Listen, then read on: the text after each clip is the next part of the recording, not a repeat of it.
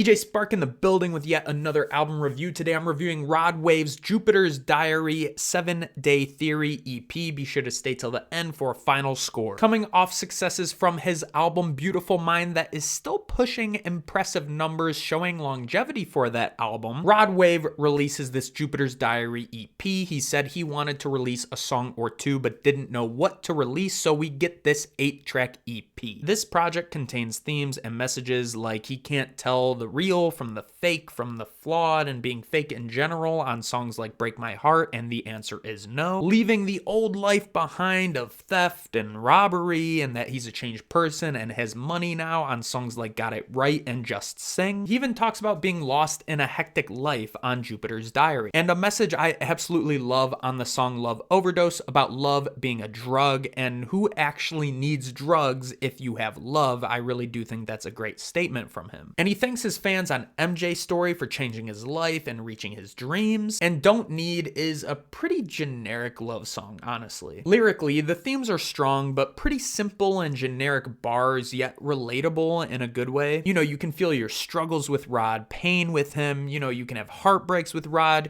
you can feel good about yourself and the money you make with him. He's definitely not spitting any bars like Cole or Kendrick or anything like that, but I do consider him more a singer than a rapper, so it makes sense. And because he sings from deep in his chest and with emotion, it does make up in areas where he lyrically lacks. But as far as the instrumentals go, I do love a lot of what the producers are doing. I do like the samples they use. You know, they do use a lot of samples within this project, a lot of pitched up vocal chops like Sam Smith in Break My Heart and the Teenage Dirtbag sample in MJ Story, which MJ Story, in my opinion, is one of the best beats with the strings they use, the loops, and the sample of Teenage Dirtbag itself. It's really good. A lot of good emotional acoustic and electric guitar loops as well that provide nice melodies to Rod's counter melodies, and that's pretty much in every song. The only song I really wasn't feeling at all was Don't Need. I thought the beat was subpar compared to the rest of the project, and lyrically it just didn't do anything for me. But my biggest concern on this whole EP was the drum patterns. You know, Rod Wave is the king of trap soul, absolutely, don't get it twisted. However, I do think the 808s with the quadruple hi-hat pattern and maybe with a snare or rim shot just kind of gets exhausting after a while. It's like when you hear this same drum pattern over and over and over again, you just kind of almost get numb to it. I think Rod has such a great voice and has such great melodies that those kinds of drums almost take away and drown out what he's doing with his vocals. Some of these are almost ballad-like or could be much more profound, but they're kind of disguised as these bangers because of the 808s and drum pattern overall. I think Rod would benefit by having his producers switch up the drums on his beats. Not saying all of them, they definitely go hard on a lot of the songs, but I think switching up the drum patterns would really help with the overall flow of the album and really make his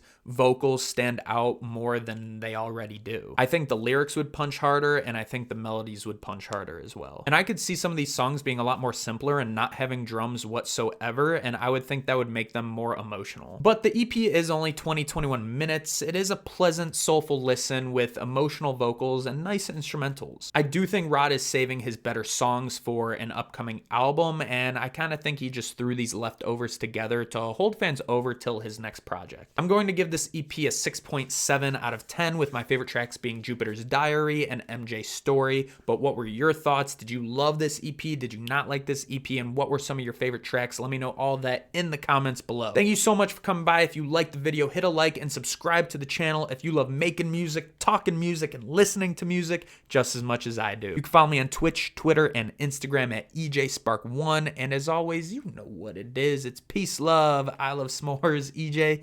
out.